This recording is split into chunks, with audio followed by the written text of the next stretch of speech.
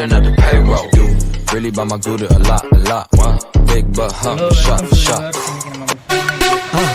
மறக்காம மாற்றுத்திறனாளி மாணவ மாணவர்களுக்கு கல்வி உதவித்தொகையை தமிழ்நாடு அரசு 2 மடங்கு உயர்த்தி வழங்கியிருக்காங்க. அதற்கான செய்தி வெளியிட்டிருக்காங்க. அதை பற்றி தான் இந்த வீடியோவில் பார்க்க போகிறோம். ஃபுல்லாக பாருங்கள், ஸ்கிப் பண்ணாமல்.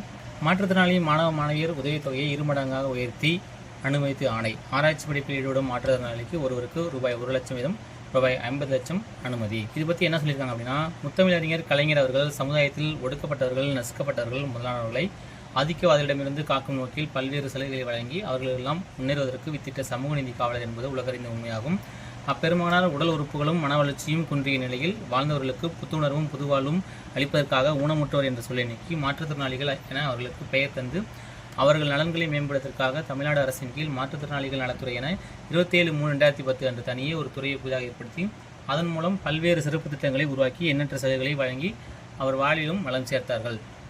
அதாவது என்ன சொல்கிறாங்க அப்படின்னா, 27/3/2010 அன்று தமிழ்நாடு அரசு மாற்றுத்திறனாளி நலத்துறையை புதுசாக உருவாக்குனாங்க. அதன் மூலமாக மாற்றுத்திறனாளிக்கு பல்வேறு சலுகைகளை வழங்கி வந்திருக்காங்க அப்படின்னு சொல்கிறாங்க. மாண்புமிகு தமிழ்நாடு முதலமைச்சர் திரு மு.க. ஸ்டாலின் அவர்கள் முத்தமிழர் கலைஞர் காட்டிய வழியில் மாற்றுத்திறனாளிக்கு அரசு பேருந்துகளில் கட்டணமில்லா பயணச் சலுகை, மாற்றுத்திறனாளிகளுக்கு வழங்கப்பட்ட உதவித்தொகை ரூபாய் 1000 என்பதை 1500 உயர்த்தி வழங்கினார்கள். அத்துடன் தற்போது பள்ளிகளிலும் கல்லூரிகளிலும் பயிலும் மாற்றுத்திறனாளி மாணவ மாணவியருக்கு வழங்கப்படும் கல்வி உதவித்தொகையும் உயர்த்தி அவர்கள் ஊக்கமுடன் கல்வி கற்க உதவி செய்துள்ளார்கள்.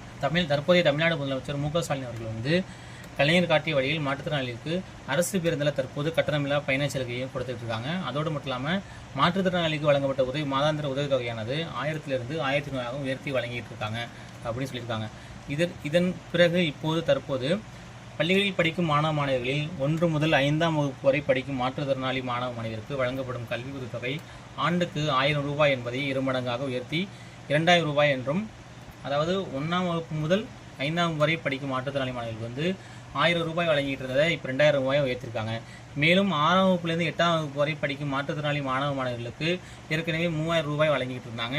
தற்போது 6000 ரூபாயாக அதை உயர்த்தி வழங்கியிருக்காங்க.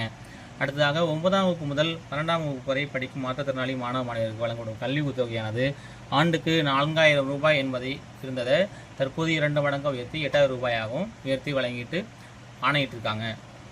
அதே போல் கல்லூரிகளில் பட்டப்படிப்பு படிக்கும் மாற்றுத்திறனாளி மாணவ மாணவர்களுக்கு ஆண்டுதோறும் வழங்கப்படும் கல்வி உதவியானது 6000 ரூபாய் இருந்ததை தற்போது 2 மடங்காக உயர்த்தி 12000 ரூபாயாக உயர்த்தி அரசாணை வெளியிட்டிருக்காங்க.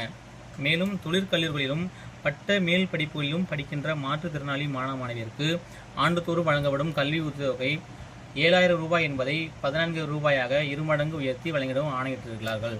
அதாவது தொழிற்கல்லூரிகளிலும் பட்ட மேல் படிப்புகளிலும் படிக்கின்ற மாற்றுத்திறனாளி மாணவர்களுக்கு ஏற்கனவே ஆண்டுக்கு 7000 ரூபாய் வழங்கிக்கிட்டு இருந்தாங்க கல்வி உதவியா.